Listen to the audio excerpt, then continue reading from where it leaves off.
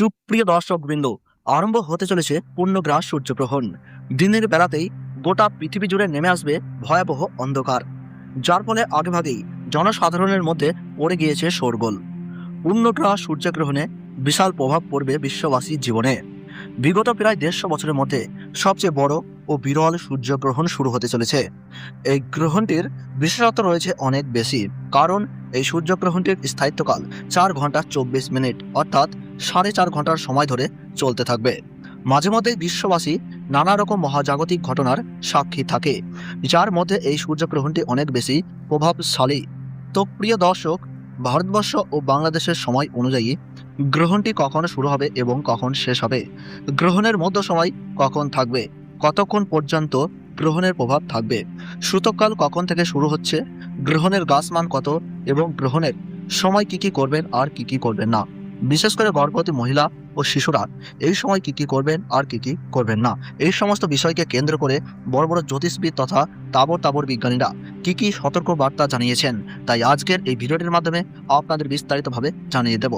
বিস্তারিতভাবে জানতে হলে অবশ্যই ভিডিওটি শেষ পর্যন্ত মনোযোগ সহকারে দেখবেন। আর আপনার জেলার গ্রহণ সম্পর্কিত যে কোনো গুরুত্বপূর্ণ খবরের আপডেট সবার আগে পেতে হলে অবশ্যই নিজের জেলার নামটি কমেন্ট বক্সে জানিয়ে রাখবেন। ভিডিওটি ভালো লাগলে ছোট্ট একটি লাইক দিয়ে উৎসাহিত করবেন এবং চ্যানেলটি সাবস্ক্রাইব করে পাশে থাকা বেল আইকনটি প্রেস করে রাখবেন, যাতে পরবর্তী ভিডিওর আপডেট সবার আগে পেয়ে যেতে পারেন।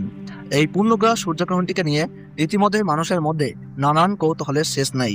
পূর্ণগ্রাস হওয়ার কারণে সূর্য কিন্তু পুরোপুরিভাবে ঢেকে যাবে, অর্থাৎ দিনের বেলাতেই নেমে আসবে রাতের মতো ছায়া। পৃথিবীর অনেক জায়গা জুড়ে দেখা যাবে চাঁদ ও তারা।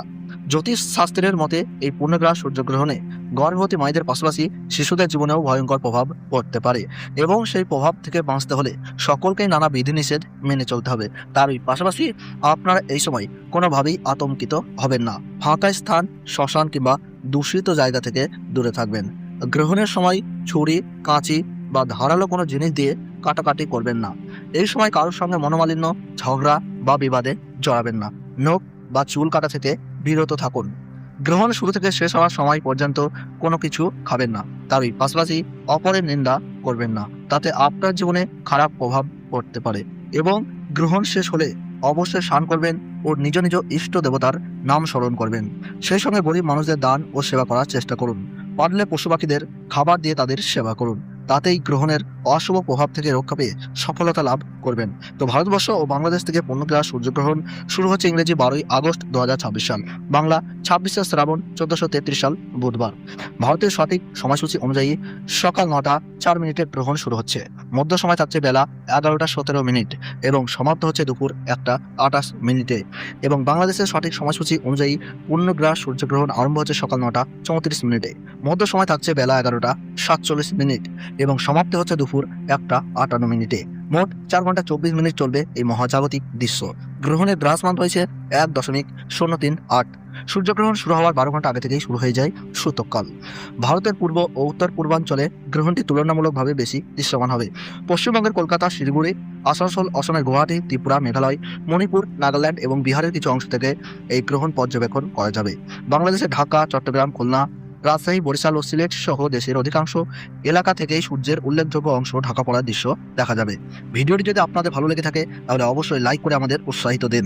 আপনার মতামত বা প্রশ্ন কমেন্টে জানাতে ভুলবেন না। এমন গুরুত্বপূর্ণ জ্যোতির্বৈজ্ঞানিক আপডেট সবার আগে পেতে আমাদের ইউটিউব চ্যানেলটি সাবস্ক্রাইব করে পাশে থাকা বেল আইকনটি অন করে রাখুন। আর অবশ্যই শেয়ার করুন, যাতে আপনার বন্ধু ও পরিবারের সদস্যরাও এই বিরল ঘটনার সঠিক তথ্য জানতে পারেন।